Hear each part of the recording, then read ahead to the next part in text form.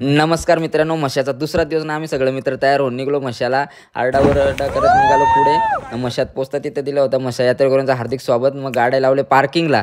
प्रितेशने गाड्या पार्किंगचे पैसे दिले. तसंच निघलो. ओम्याला बोललो चला फिरायला. ओम्या बोलतो चल. मग तसाच पुढे गेलो. सनी भेटला, बोलतो चित्तो मी फुकट पार्किंग लावली ना. पुढे निघालो. मग कल्पेश भाऊ भेटला. तसंच नितेश आला, बोलतो चला. मग बैल बाजार फिरायला निघालो. आणि रस्त्यात सनीचा एक मित्र भेटला. पुढे निलेशला बैलाने ढुंबलला ना. पुढे गेलो. मस्त एक बांडा बैल होता, त्याच्यासोबत सेल्फी घेतली ना. तिथून निघालो. बैल बाजार मस्त गर्दी होती पूर्ण मस्त. तिथे पुढे 2 सफेद बैल दिसले, पण त्यांची डील आधीच झालेली होती. मग तसंच पुढे निघलो फिरत फिरत. मस्त लाईनीमध्ये भारी भारी बैल लावलेले होते. त्यांना बघत बघत पुढे निघालो. आणि पुढे एक घोडा सनी बघत बसला. त्याच्यानंतर निघलो मंदिरात पाया पडायला. लाईनीला लागलो ना. रस्त्यात रामू भेटला. तसंच पाया पडून निघालो ना. पाळण्यात बसायला. आणि पुढे तुम्हीच बघा काय झालं ते.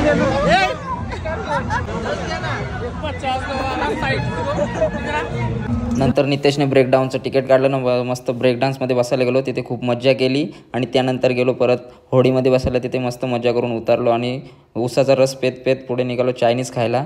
मस्त चायनीज खाल्लं, खूप टेस्टी होतं, पोटच भरून गेलं. आणि तिथून पुढे निघालो आम्ही. मग ओम्याच्या गर्लफ्रेंडसाठी टेडी बेअर घेतला.